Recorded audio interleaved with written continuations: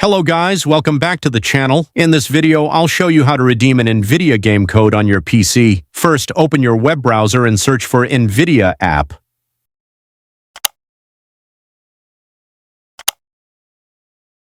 Download and install the app from the official NVIDIA website.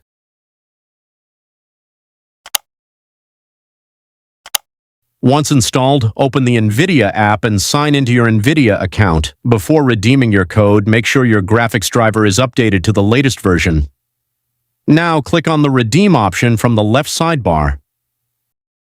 Enter your NVIDIA game code carefully and click Redeem.